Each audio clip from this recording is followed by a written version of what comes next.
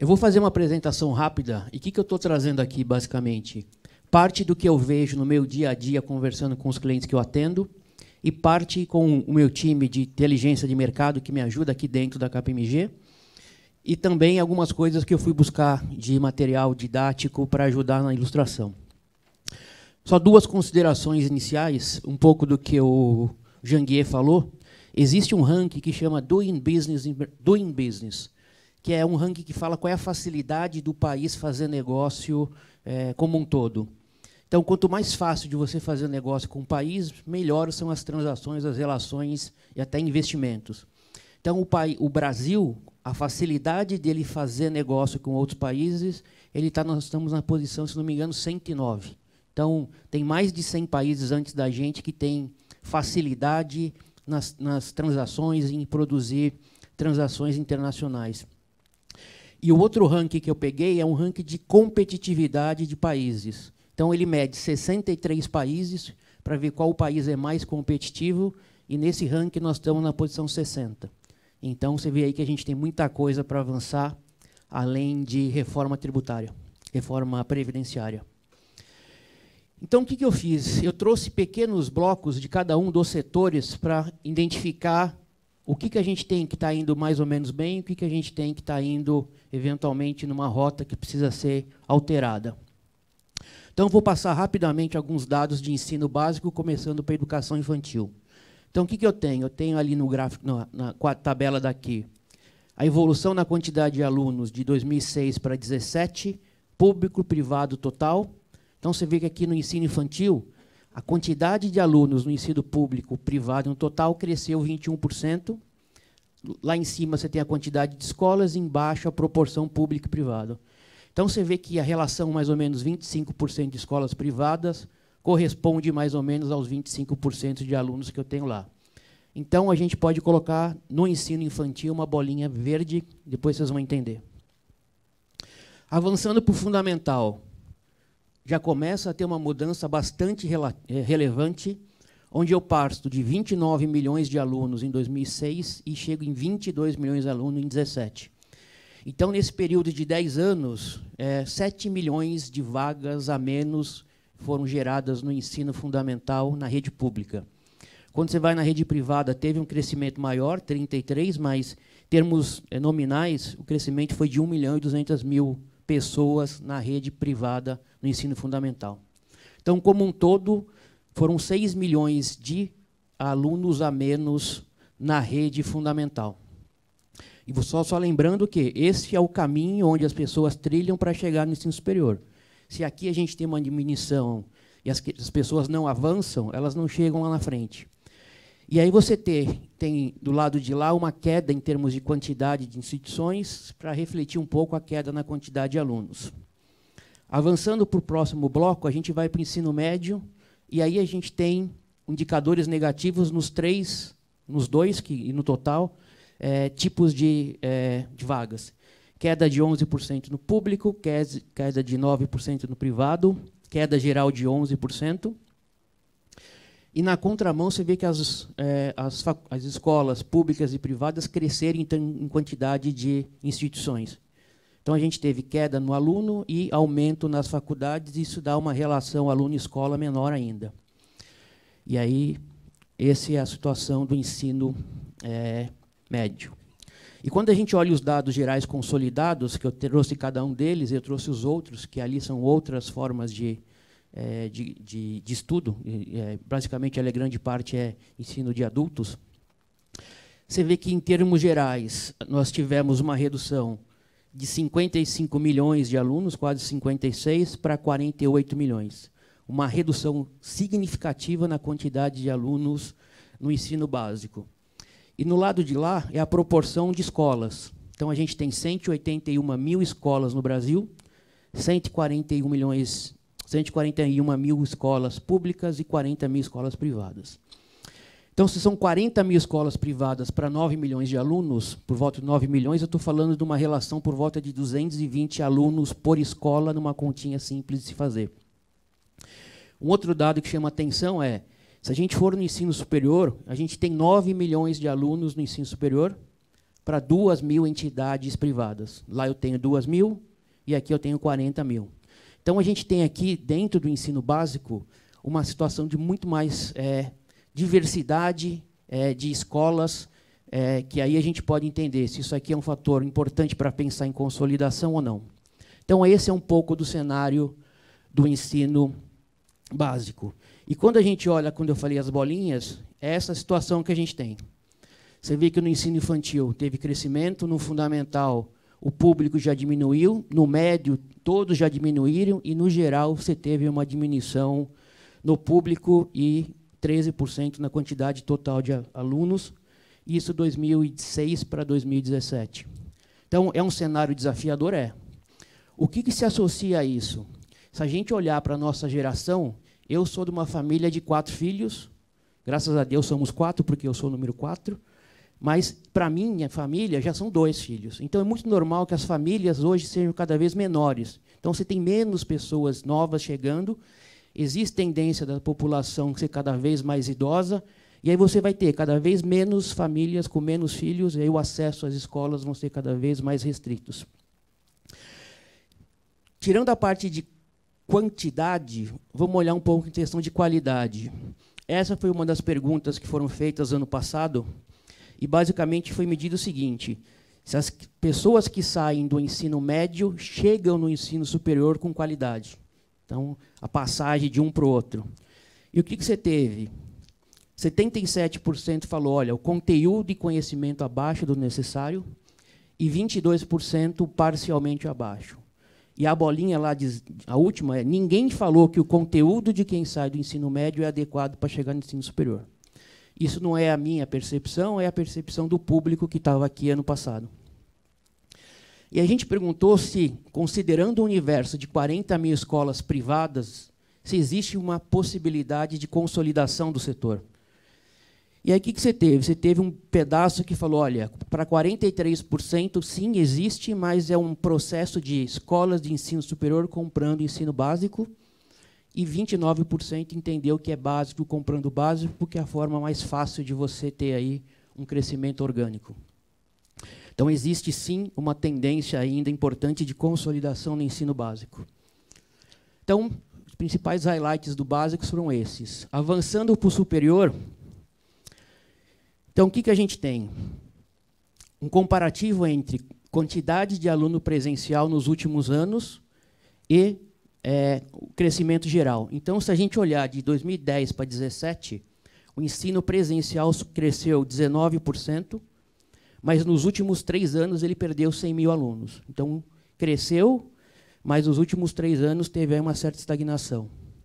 Quando eu olho ensino à distância, você tem aí um crescimento de quase 90% em quantidade de alunos e 360.000 alunos a mais nesses últimos 3 anos. Então, no geral, aí você teve um crescimento na quantidade de alunos, mas uma clara migração entre alunos do presencial para o ensino à distância. E o que chama atenção? Se a gente olhar o ticket médio do ensino superior, apesar do ensino superior ter perdido 100.000 alunos, ele ainda teve uma queda no ticket médio de 824 para 778. Então, acende uma luz vermelha importante, porque eu tenho menos pessoas e as que têm ainda pagando menos. E quando eu vou no ensino à distância, apesar dele ter crescido, o ticket médio também tem caído. E essa busca de um ticket médio, uma competição mais forte, tem levado os tickets médios cada vez a um patamar menor, porque existe uma escassez de aluno, e aí você vai numa briga para tentar trazer esse cara para dentro da tua instituição, e faz com que você tenha aí uma queda em termos de ticket médio. Então, isso faz o quê? Coloca uma pressão danada na rentabilidade do ensino superior, pela questão de quantidade de alunos e pela questão de ticket médio. O segundo desafio gigantesco no ensino superior é manter dentro da escola quem entrou. Então, quando a gente compara, o roxo é a quantidade de matrículas que tem, isso é só dado presencial. Quantidade de alunos presencial que existe, o azul é a quantidade de alunos que ingressaram naquele ano, e a linha verde é a quantidade de concluintes. Então, o que você percebe claramente? Você tem aí entradas de aluno na casa de 2 milhões e pouco, todos os anos, e você tem alunos que se formam depois na casa de 800, 900 mil. É lógico, quem entra no ano sai 4 anos seguintes, mas se você pegar 1.800.000 que entrou em 2010, deveria ter mais ou menos 1.800.000 saindo lá em 2013 ou 2014. E aí você tem aí uma evasão gigantesca de que quem entra não fica. Esse é o segundo grande desafio que o ensino superior tem. E a gente também, ano passado, a gente quis entender com relação à qualificação do aluno do ensino superior para o mercado de trabalho. Então, a gente perguntou, quem se informa no ensino superior, ele sai com conhecimentos aderentes ao que o mercado de trabalho precisa? De novo, a resposta de quem estava aqui foi: a qualificação do ensino superior ela é defasada frente à necessidade de mercado para 45 ou parcialmente aderente para 54. Totalmente aderente, 0. Então, existe uma lição de casa importante, que é o ensino superior deveria se aproximar do mercado de trabalho e entender se o que ele está dando em termos de formação acadêmica é aderente ao que o mercado de trabalho vem buscando. Eu vou dar um exemplo prático. A KPMG tem aqui 4.000 e tantas pessoas, a gente contrata 400 funcionários todos os anos, todos os 400 vêm das faculdades. E raríssimas vezes a gente teve alguma faculdade que sentou conosco para falar: KPMG, vocês contratam pessoas do ensino superior, basicamente de contabilidade ou administração, o que vocês buscam nesses profissionais de mercado? Para saber se o que eu estou dando dentro de casa tem coerência com o que vocês estão buscando. Porque se tiver mais aderência, provavelmente a KPMG vai buscar mais gente da minha instituição. Ninguém nos procura. Se você for em outras categorias, de advogados, engenheiros, etc., esse tipo de interação é muito pequena. E aí você acaba dando um conteúdo que chega lá na frente e tem desconexão com o que o mercado de trabalho precisa. E aí, como o mercado não tem essa conexão, aí, eventualmente, existe uma outra consequência que a gente vai ver para frente. Medimos também, ano passado, a questão de corpo docente. Então, qual foi a pergunta? Ano passado foi debatido bastante a questão de avanços tecnológicos e nós perguntamos se o corpo docente está preparado para atender os avanços tecnológicos que vão chegar no ensino como um todo. 60% falaram que, em geral, estão defasados e não preparados. 26% falaram que, para o que tem hoje, dá para o gasto, mas para o que vai vir, não dá. E 14% falou: olha, o que eu vou precisar de termos de qualificação docente daqui a algum tempo é diferente do que eu tenho. Eu vou contratar uma pessoa diferente e não é a que eu tenho dentro de casa. E, de novo, o que chama atenção é 0% falou que o que tem, a qualificação do corpo docente está preparada para o que está por vir. Então, aí é um outro highlight importante com relação à questão de qualificação de corpo docente. Então, só para fechar o ensino superior, a gente teve aí 3 ou 4 highlights principais. Uma dificuldade em termos de... acho pouco mais. A gente começa com um alerta importante de menos pessoas no ensino básico, que deve migrar para menos pessoas no ensino superior. Uma migração entre presencial para ED, uma queda de ticket médio, uma não aderência dos cursos versus o que o mercado precisa e um problema de qualificação aqui no corpo docente. Então, se a gente pegar todo o fluxo, ele tem aí comprometimentos, que é qualidade, corpo docente, alunos, ticket médio, etc. Então, se eu tivesse que colocar aqui entre ensino médio e ensino superior, eu acho que o ensino superior ele tem muito mais desafios do que o ensino básico. Por isso que entende que hoje o ensino básico é a bola da vez em termos de perspectivas de crescimento. E eu queria passar por outros indicadores que eu acho importante, que a gente falou basicamente dos alunos que estão estudando. Mas quem é que não está estudando e por quê? Então, o que eu fui buscar? Pessoas acima de 25 anos, que teoricamente acima de 25 anos deveria ser alguém que já formado. Vamos tentar entender o que acontece com as pessoas que têm mais de 25 anos de idade. 11,2 não tinha instrução nenhuma. 30,6 dessas pessoas tinham o fundamental incompleto. 9,1 tinha o fundamental completo. 3,9 o médio incompleto. 26,3 o médio completo. Então, todo esse pedaço que está aqui, ele morreu ao longo do caminho antes de chegar no ensino superior, sendo que a grande parte ficou no comecinho da base, que é 30,6% que sequer completaram o fundamental. E aí, dessa população apenas, 15% tinham ensino superior. E trazendo isso um pouco em termos de números, o que a gente tem? A gente tem dessa população que está aqui, quase 12 milhões de analfabetos, e 63 milhões tinham, no máximo, ensino fundamental. Quando a gente olha o ensino superior, com 9 milhões de alunos, é toda a base do ensino superior. Se olhar todo o tamanho do ensino básico, público e privado, é em 48 milhões de pessoas. Então, se eu somar todo o ensino básico com todo o ensino superior, não dá a quantidade de pessoas que já são adultas que sequer chegaram além do ensino fundamental. A gente tem um problema gigantesco que é fora da base normal. Então, a gente olhou a base que vem vindo de alunos que têm ensino básico, que vai migrar para o superior, mas o contingente de pessoas que ficaram no caminho é gigantesco. E se você consegue colocar aqui 10% dessa população no ensino superior, você quase dobra de tamanho o ensino superior em quantidade de vagas. Esse é um desafio.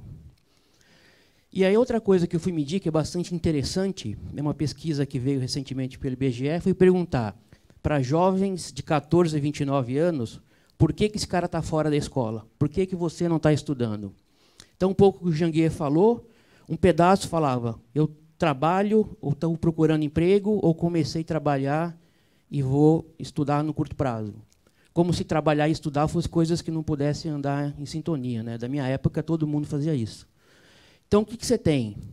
O lado cor-de-rosa são as mulheres, o lado de cá são os homens. 15% das mulheres deram essa justificativa para estar fora da escola e 24% do homem deram a mesma justificativa. Um pedaço não está na escola porque tem que fazer afazeres domésticos ou cuidar de pessoas. E aí isso aqui está substancialmente no lado das mulheres. E aí a gente chega em outros dois motivos. Não tem interesse ou falta dinheiro? Se vocês tivessem que apostar aqui no vermelho e preto, onde seria melhor? Dinheiro ou interesse? Surpreendentemente, é isso que você tem. 50% dos homens que estão fora da escola, que são adultos, eles falam, eu estou fora da escola simplesmente porque eu não tenho interesse nenhum. Não quero estudar. Dá trabalho demais. E 30% das mulheres estão fora da escola porque não têm interesse. E aí você chega que falta de recursos é menos de 9% entre homens e mulheres. E aí a gente volta um pouquinho para trás e fala, será que aquela questão de briga por preço, ticket médio cada vez maior, é o caminho? Ou a gente está errando a mão aonde a gente está buscando? Eu não tenho que tentar trazer o cara por preço, porque o preço não é o fator que está tirando o cara da escola. Eu tenho que tentar trazer esse cara por interesse. 50% simplesmente não tem interesse de estudar. E se eu não motivar o interesse dessa pessoa, não adianta eu ir na guerra de preço. Então, a gente tem que olhar esses dados com muito cuidado para entender se as estratégias que eu estou usando têm conexão com os fatores. E aí, por que eventualmente a pessoa não tem interesse? A gente tem hoje, dos 13 milhões de desempregados, 1 milhão e 400 que tem nível superior completo. E aí o cara fala o seguinte, poxa, eu não estudei, estou desempregado, meu vizinho tem curso superior, está desempregado. Então, o curso superior nada influenciou na carreira dele. Ou esse cara tem um curso superior, mas ele está trabalhando no emprego, nada a ver com a situação, com a área de formação que ele tem. Então, também, ter o ensino superior não foi algo que alavancou a carreira dele.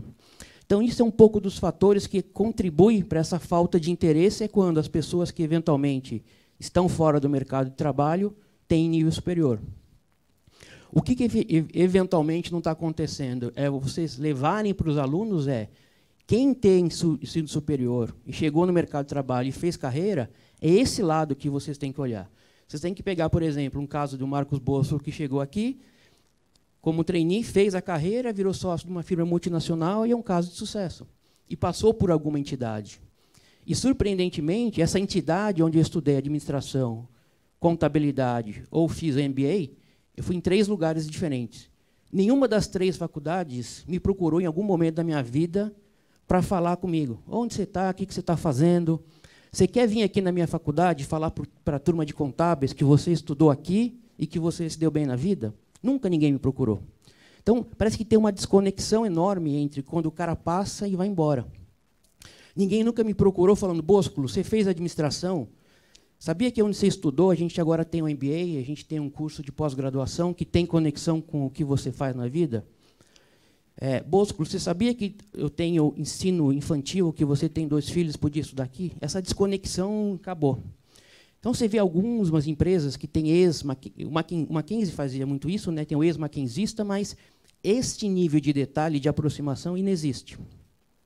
E aí que você vai trazer o cara pelo interesse. Fechando o ensino superior, eu queria entrar num outro pedaço, que eu fui buscar a parte que está fora, está apartado do ensino básico e superior, que tem a ver com a parte de franquias. Então, só para vocês terem uma ideia, essa aqui é uma publicação que a ABEF faz, a Associação Brasileira de Franchising, onde ela mede diversos setores da economia. E aqui são dados em quanto esse segmento faturou em bilhões. Então, os serviços educacionais, que está ali embaixo, mas ele é o 6º em termos de volume, ele faturou 11 bilhões e 400 milhões no ano de 18, com relação a 10,8 em 17, cresceu 5,2. 99% do que está aqui, então, se você pegar ensino superior, você não tem nada em termos de franquia, ensino básico, você tem basicamente um grande player aqui dentro do setor de franquias. Todos os demais são relacionados a entidades de idiomas, 95% daqui são idiomas, e 5% são de outras entidades, como reforço escolar, cursos técnicos, etc. Só para você ter uma ideia, tem uma das entidades que está aqui, que ano passado ela abriu mais de uma unidade por semana. Então, durante o ano, ela abriu mais de uma unidade por semana, porque ela achou um nicho específico de educação para trabalhar, que não é ensino básico, nem superior, nem idiomas. Mas é um setor muito forte que gerou aqui 11 bilhões de faturamento. Quando a gente olha o tamanho do setor de franquia, eu peguei as 50 maiores franquias do Brasil. Então, 18 delas são do setor de alimentos, mas o segundo maior setor de franquias no Brasil é o setor de serviços educacionais. Então, das 50 maiores franquias do Brasil, 8 são do setor de educação. E essas 8 franquias juntas têm quase 6.000 unidades espalhadas pelo Brasil. Então, é um setor extremamente forte. E quando a gente entra especificamente nas franquias e chega na questão de idiomas, eu acho que aqui é um dos grandes issues, uma das maiores oportunidades de setor. Primeiro, quando você olha a população do Brasil, você vê que você tem dados que variam um pouco, mas falam o seguinte, olha, 5% tem um certo nível de inglês, 1% da população fala efetivamente o idioma e apenas 2% da população, de fato, estuda o idioma. Se você achar que isso é um nicho específico, se você for no nível de executivo, 13,7% do nível executivo também não fala inglês. Então, aqui você tem uma oportunidade de inglês para executivos bastante forte. Existe uma série de pesquisas onde a pessoa que tem o inglês tem uma diferenciação em termos de salário. Existem pesquisas onde, daqui a alguns anos, qualquer profissão você vai ter que ter um requerimento de inglês, não importa para que profissão você esteja pleiteando. A gente já tem pesquisas internas, inclusive de KPMG. Se você chegar numa entrevista de emprego, um cara com faculdade e sem inglês, e um cara com inglês e sem faculdade, esse cara com inglês e sem faculdade vai ser contratado para a mesma função. É muito mais fácil você capacitar o cara na outra função, mesmo porque o mercado de trabalho não vê os cursos de graduação com muito bons olhos, em termos de qualificação. É mais fácil treinar o cara nas funções que ele tem que exercer do que achar um cara com bom nível de inglês. E aí você tem um universo de empresas internacionais chegando no Brasil. Então, a China é um negócio espantoso. Então, você tem uma série de outros idiomas, que não só inglês, que são requeridos. E você tem uma avenida de oportunidades entre as escolas de inglês e as escolas tradicionais privadas. Então, eu tenho 40 mil escolas privadas que, via de regra, não são bilíngues, ou tirando as que são bilíngues, as outras, normalmente, o inglês não é uma área de fortaleza.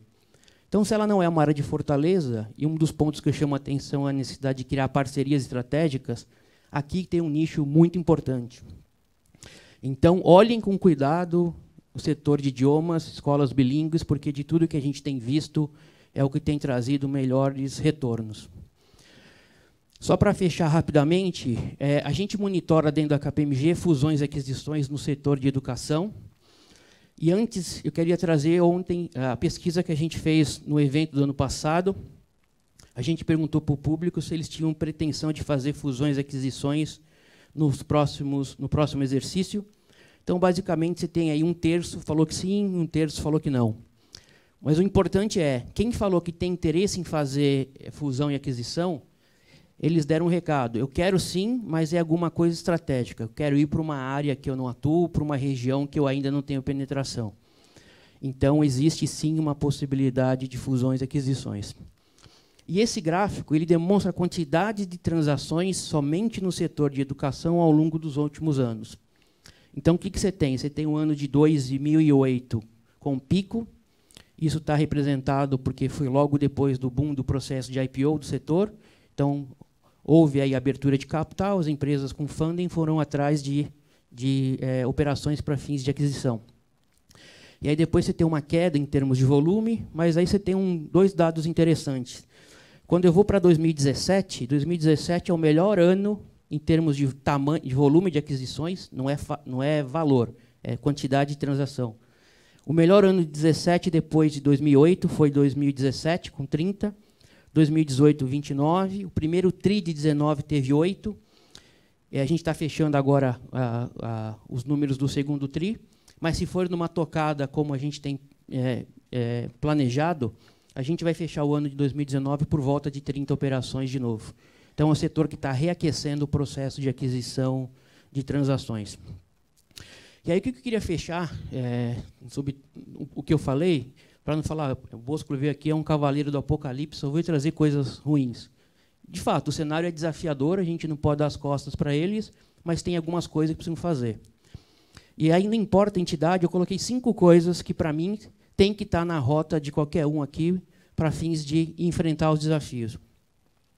O primeiro precisa ser feito um planejamento estratégico, e um planejamento estratégico mas muito bem feito. E aí eu vou dar um conselho. Dificilmente ou rarissimamente você consegue fazer um planejamento estratégico com a abrangência que ele tem que ter internamente dentro de casa.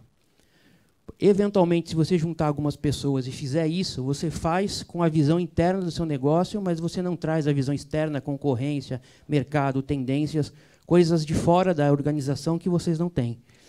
Então, a gente tem feito, para alguns lugares, planejamento estratégico, não quero vender o meu peixe, mas se vocês quiserem fazer com uma abrangência profunda, busque alguém para te ajudar, porque aqui é o pontapé inicial para olhar todos esses indicadores e mais outras séries de indicadores para, de fato, reposicionar a entidade.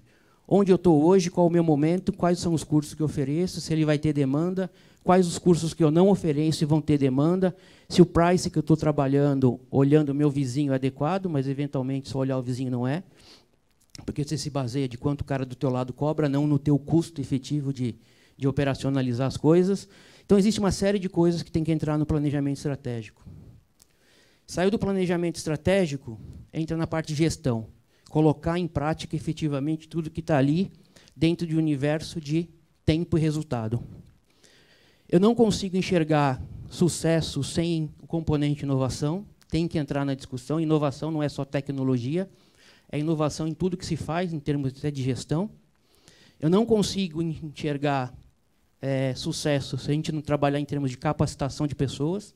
Os indicadores mostram que existe um universo importante de capacitação. E eu não vejo também sucesso se vocês não pensarem em termos de parcerias. O que eu preciso fazer no meu negócio, que eventualmente eu não tenho, mas eu tenho aqui gente que tem. Então, para mim, esses 5 elementos aí são os chaves para você colocar um negócio para frente e fazer com que estratégias sejam criadas para enfrentar essa série de desafios. Eu continuo também, como Janguei, apaixonado pelo setor. Eu sou oriundo do Lino, que começou isso daqui há 30 anos atrás. O Lino é um sócio aposentado da KPMG que começou o setor de educação, e ele foi a primeira pessoa que falou, olha, setor de educação, a gente tem que ver isso do lado social e do lado de como negócio. Essa é a tendência, e aí o que a gente é hoje veio do oriundo quando o Lino começou tudo isso. Então, eu continuo apaixonado pelo setor, eu acredito no setor, mas a gente tem que se unir, trabalhar, porque se alguma coisa não for feita, a gente não muda os indicadores, a gente não muda a posição do país em termos de competitividade, a gente não cresce e a gente não melhora a vida das pessoas. Essa é a minha apresentação. Obrigado.